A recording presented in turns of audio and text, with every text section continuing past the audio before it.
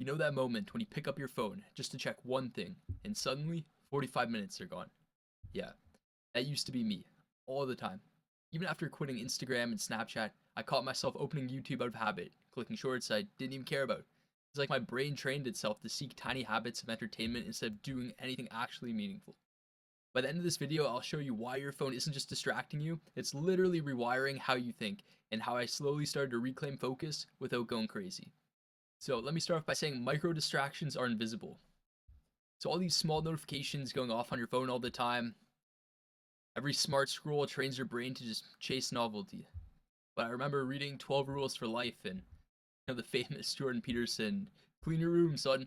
But honestly, just cleaning up your environment is a really good first step, but a lot of times people miss the digital aspect of this. Right now, we're so intertwined with our lives and our phones, our laptops.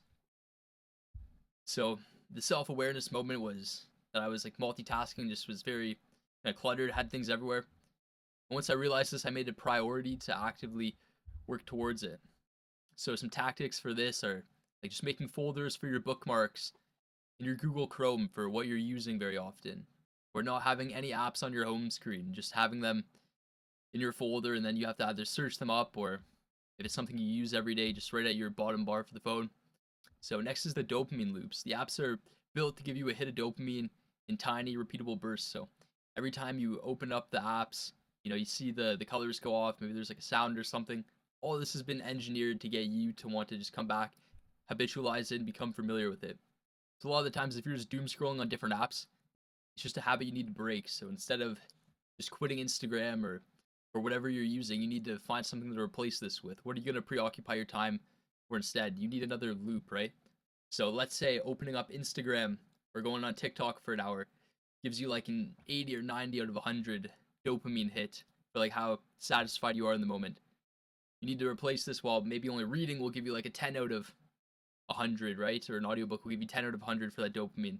But it'll be a lot better for you in the long run. So switching it out for something that's similar to it and still gives you a little bit of that dopamine hit for whatever you're wanting, whether it be the novelty or just like different information, but actually is more in line with your goals, right?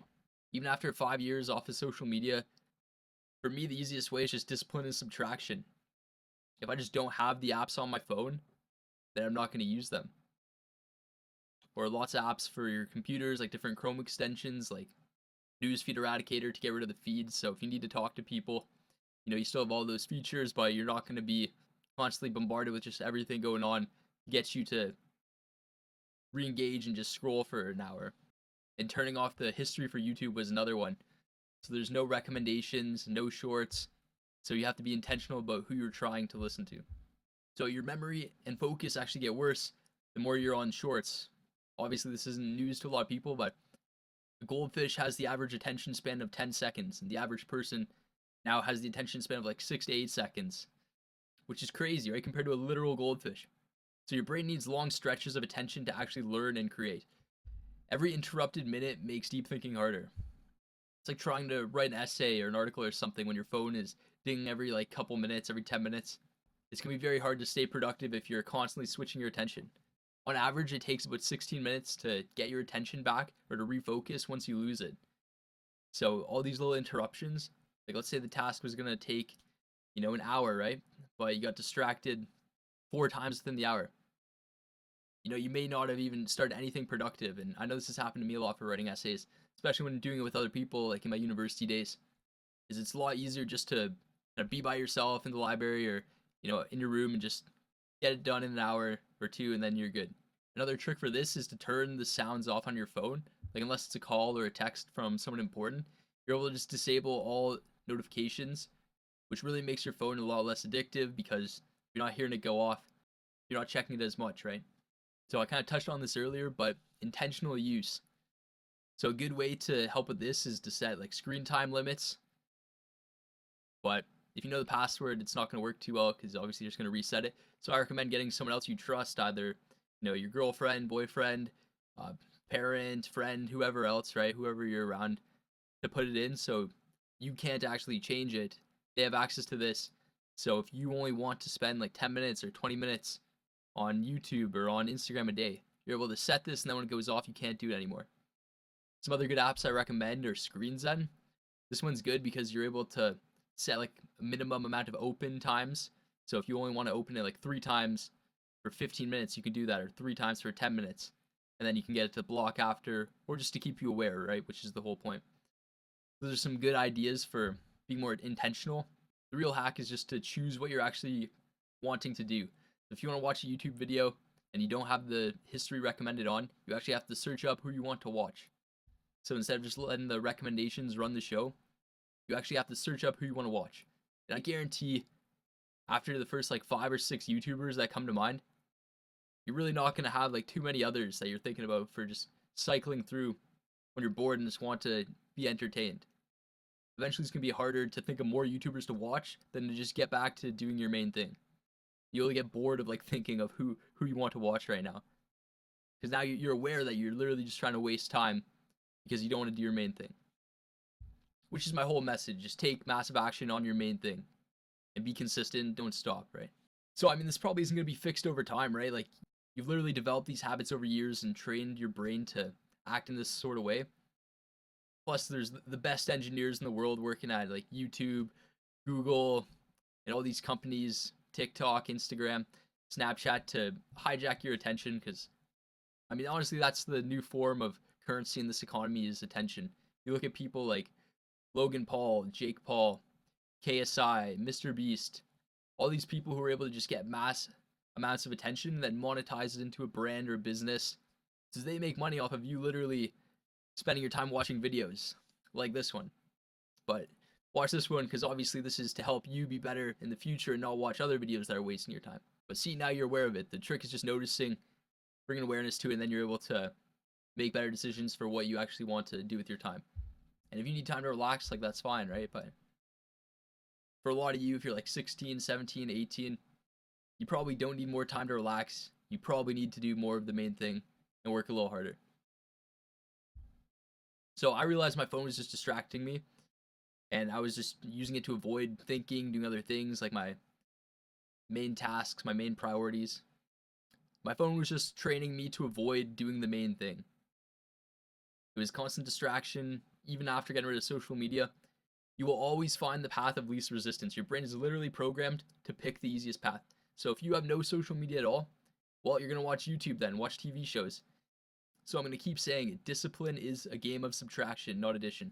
It's not more tactics, more routines you want to put in. It's not adding more steps to your morning or evening routine. It's about blocking out the distractions, getting rid of stuff that's not aligned with what you want to do, or what your hobbies are, whatever that is. It's about taking control, having a high agency mindset, and a lot of people nowadays are just distracted. People aren't actually living life. They're just kind of floating through whatever the algorithm provides them today. So look, I mean, no one's going to be perfect. The goal is just taking action on a couple of things. So if you learned anything in this video, any of the tactics or any of the mindset or paradigm shifts to take with you, I mean, even just like one thing is good, right? From a 10-minute video, you're getting your ROI on your time. So you find yourself opening up any social media or YouTube instinctively, just try to bring some awareness to it and don't expect perfection. The game is to catch the habit, replace it slowly, and just don't try to expect perfection, because you're going to have ups and downs, right? Getting where you want to go is not going to be a straight line. It's going to be more of like a wave, if anything. So to summarize on some of the tactics, use screen time limits on your phone and get someone else to have the passcode. Download Screen Zen, it's free. You can literally just set for whatever apps, for whatever times you want to be available. For me, I'll have it set for like all my apps like turn off at a certain time when I want to go to sleep, and then they turn on like in the morning when I want to wake up. This way it helps me to naturally just go to bed this time, because discipline's a game of subtraction.